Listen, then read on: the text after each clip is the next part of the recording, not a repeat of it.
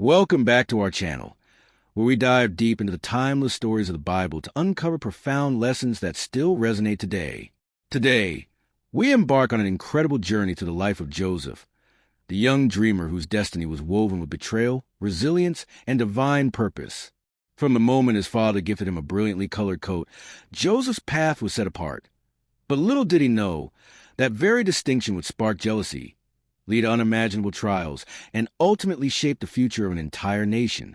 How did a boy, sold into slavery by his own brothers, rise to power in a foreign land? And what can we learn from his unwavering faith, perseverance, and ultimate triumph? Stay with us as we uncover Joseph's extraordinary journey, one of dreams, betrayal, and redemption that continues to inspire generations. Joseph was a young boy with a big heart and even bigger dreams. He lived in the land of Canaan with his father, Jacob, and his 11 brothers. Joseph was different from his brothers. Not only was he kind and full of joy, but he was also his father's favorite. This made his brothers jealous, and their jealousy only grew when Jacob gave Joseph a beautiful coat of many colors. It was unlike anything they'd ever seen before, a symbol of love and favor. Joseph wore it proudly, but his brothers saw it as proof that their father loved him more than them. But that wasn't the only thing that made Joseph stand out. Joseph had special dreams that seemed to mean something important. One night, he had a dream where he and his brothers were tying up bundles of wheat in a field. Suddenly, his bundle stood tall, while all the others bowed down to it. Excited, Joseph told his brothers about the dream. "Guess what I dreamed last night? We were all in the field, tying up bundles of wheat, and mine stood up while yours bowed down to it." His brothers were furious.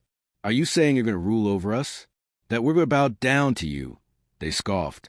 Another night, Joseph had another dream. This time, the sun, moon, and 11 stars all bowed down to him. He eagerly told his father and brothers. His father, Jacob, listened carefully but warned him, "Do you really think your mother, your brothers, and I will bow down to you?" Even though Jacob scolded him, he wondered what these dreams meant. Joseph's brothers, however, had had enough. Their jealousy burned like fire inside them, and they wanted to get rid of Joseph. One day, when Joseph went out to check on his brothers in the fields, they saw him coming and whispered among themselves, "Here comes a dreamer. Let's get rid of him once and for all." At first, they planned to kill him, but Reuben, the eldest brother, stopped them. "Let's not shed any blood. Instead, let's throw him into this empty pit." Reuben secretly planned to rescue Joseph later, but before he could, the brothers saw a caravan of traders passing by. "Why leave him in the pit when we can sell him?" one of the brothers suggested, and that's exactly what they did. They pulled Joseph out of the pit and sold him to the traders for 20 pieces of silver. The traders took Joseph far away to Egypt.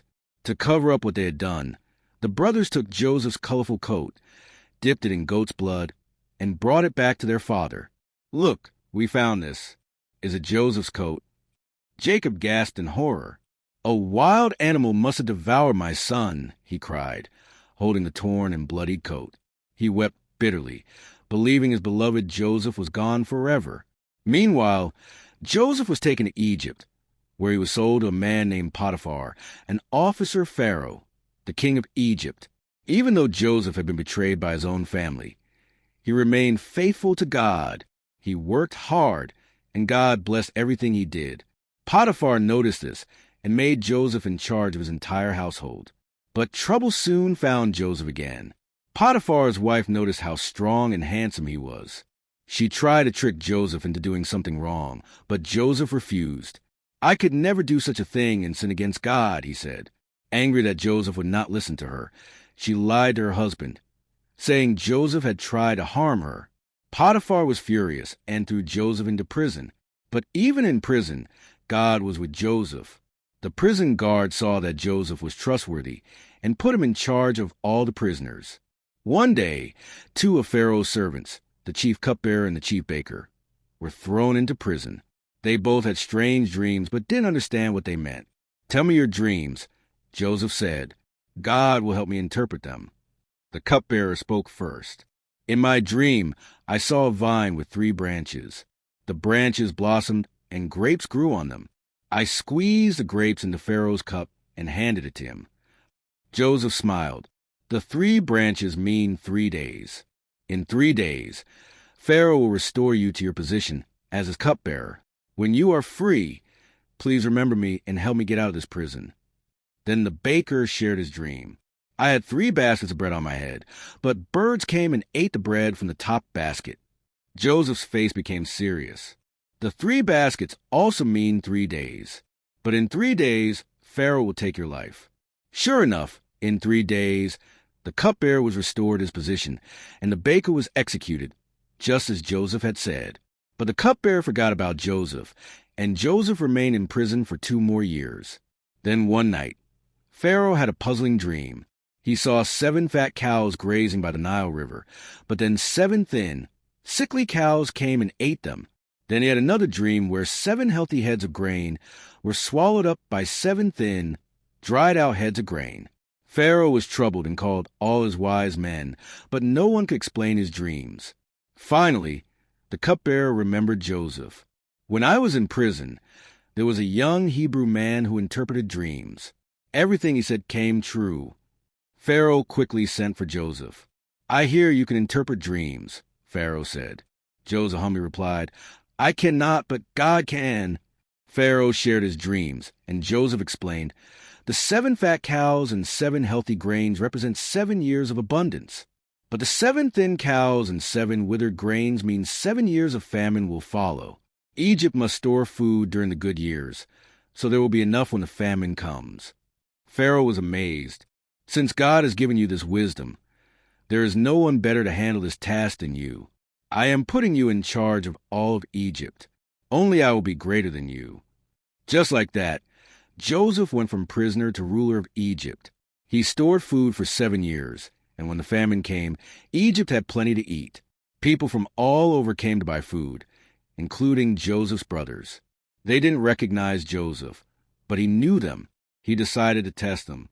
He accused them of being spies and demanded they bring their youngest brother, Benjamin, to prove they were telling the truth.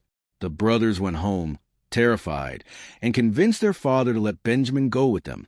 When they returned, Joseph secretly placed a silver cup in Benjamin's sack, and then accused him of stealing. Whoever has a cup must stay as my slave, Joseph declared. To his surprise, Judah, one of the brothers, pleaded, Please, take me instead. If Benjamin does not return home, our father will die of grief. Hearing this, Joseph could no longer keep his secret. He wept loudly and revealed, I am Joseph, your brother. The brothers were shocked and afraid. Would he punish them for what they did? Do not be afraid, Joseph said gently. You meant to harm me, but God used it for good. He sent me ahead to save many lives. Joseph embraced his brothers, and they wept together. He told them to bring their father, Jacob, and the whole family to Egypt, where he would take care of them. When Jacob heard that Joseph was alive, he was overjoyed. Jacob and his entire family moved to Egypt, and Joseph was reunited with his father. They lived in peace, and Joseph continued to rule with wisdom and kindness.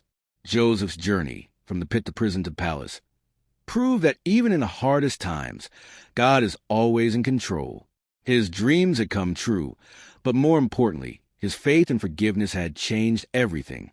And so, the dreamer's journey became one of the greatest stories of hope, faith, and God's perfect plan. If you enjoyed this story, don't forget to subscribe, like, share, and comment. See you next time.